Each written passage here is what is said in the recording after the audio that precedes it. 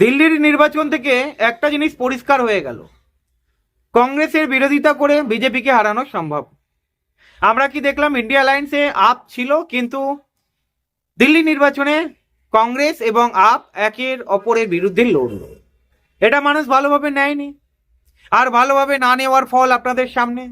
এখান থেকে পশ্চিমবঙ্গের যে কটি দল রয়েছে, বিজেপি বিরোধী, তৃণমূল বিরোধী, এই সব কটি দলকে ভাবতে হবে তারা কি অ্যাকচুয়ালি তৃণমূলকে হারাতে চায়।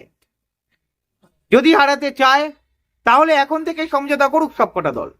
বাম, কংগ্রেস, আইএসএফ এর জোট 2026-এর আগে মানুষ দেখবে, লাভ হবে না। এখন থেকেই জোট বাঁধতে হবে, এখন থেকেই মাঠে ময়দানে তিনটে দলের ঝান্ডা নিয়ে লেগে পড়তে হবে, তৃণমূলের বিরুদ্ধে আন্দোলন গড়ে তুলতে হবে। আজকের দুর্নীতি বাংলার মানুষ দেখতে পাচ্ছে।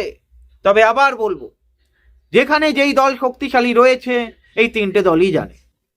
সুতরাং বাম, আইএসএফ, কংগ্রেসের জোট আমরা দেখতে পাচ্ছি হয়তো 2026-এর আগে হবে, কিন্তু 2026-এর আগে কেন, তার আগে নয় কেন?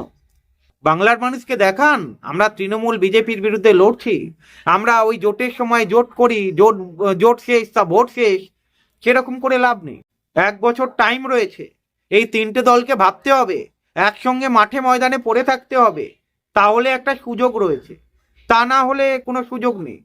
আরএসএস এর হাত এমনিই তৃণমূলের মাথায় রয়েছে। সুতরাং বিজেপি মানে কেন্দ্রের বিজেপি চায় কিনা তৃণমূলকে হারাতে সন্দেহ রয়েছে। বিজেপি যে পশ্চিমবঙ্গে পারবে না সেটাও অনেকে মত প্রকাশ করছে। তবে বাম, কংগ্রেস, আইএসএফ মানুষের মধ্যে একটা প্রভাব বিস্তার করতে পারে, তার জন্য আগে থেকেই জোটের প্রয়োজন ছিল। এখনো সময় রয়েছে, এই তিনটে দলকে ভাবতে হবে, একসঙ্গে মাঠে ময়দানে পড়ে থাকতে হবে, এখন থেকেই পড়ে থাকতে হবে, এবং মানুষের কাছে বার্তা পৌঁছে দিতে হবে যে আমরা 2026-এ একসঙ্গে লড়ছি। শুধু কংগ্রেস আলাদা মিছিল করলো, বাম আলাদা মিছিল করলো, আইএসএফ আলাদা মিছিল করলো, কোনো লাভ হবে না। নিজেদের শক্তি দেখাক। তাছাড়াও বলবো, বিভিন্ন ইস্যুতে তিনটে দলকে প্রত্যেক মাসে রাস্তায় নামতে হবে, মানুষের কাছে একটা বার্তা পৌঁছে দিতে হবে। প্রতিটা গ্রামে তিনটে দল একসঙ্গে মিলে যাবে।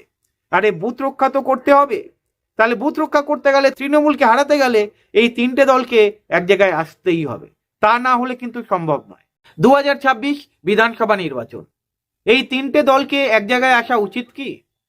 আপনাদের মনে হয় সিপিআইএম একার দমে পারবে, বা বাম দলগুলো একার দমে পারবে? আইএসএফ পারবে? কংগ্রেস পারবে?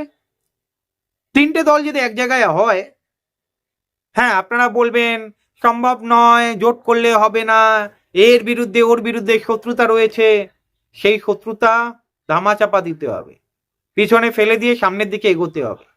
এই মুহূর্তে লড়াইটা অনেক কষ্ট, এই মুহূর্তে লড়াইটা সাম্প্রদায়িকতার বিরুদ্ধে, এই মুহূর্তে লড়াইটা তৃণমূলের বিরুদ্ধে, এই মুহূর্তে লড়াইটা দুর্নীতির বিরুদ্ধে। সুতরাং নিজেদের মধ্যে কবে কি হয়েছিল সেটা যদি এখনো পর্যন্ত মাথার মধ্যে নিয়ে চলে, কখনোই সম্ভব নয়।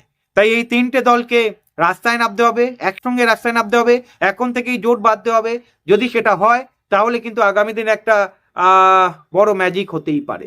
তবে পশ্চিমবঙ্গে বিজেপি তৃণমূলকে হারাতে চায় কিনা সন্দেহ রয়েছে। বিজেপি যে নকল লড়াই লড়ছে সেটা মানুষের সামনে তুলে ধরতে হবে, বিজেপির মুখোশ খুলে দিতে হবে। আজকে তৃণমূল যে দুর্নীতি করেছে সেটা তো ছাড় পেয়ে গেলে চলবে না। মানুষ পশ্চিমবঙ্গে একটা মানে কি বলবো, তৃণমূলকে হারানোর মধ্যে শক্তপোক্ত দল দেখতে পাচ্ছে না। বিজেপি পারবে না, তাহলে শক্তপোক্ত দল যদি পশ্চিমবঙ্গে না দেখতে পায় যেই দলটা তৃণমূলকে হারাতে পারে, কোনো লাভ হবে বলে মনে হয়? তাই আমি মনে করি এই জোটটা বাম, আইএসএফ, কংগ্রেস বা অন্যান্য দলও যদি থাকতে চায়, যদি এক জায়গায় আসে, জোট বাঁধে, এখন থেকেই জোট বাঁধুক, মানুষের পাশে যাক, মানুষকে বার্তা দিক, একটা আমার মনে হয় ভালো বার্তা যাবে, এবং 2026-এ দারুণভাবে একটা লড়াই হতে পারে। আপনাদের কি মনে হয় কমেন্ট করে জানাবেন। ভালো থাকবেন।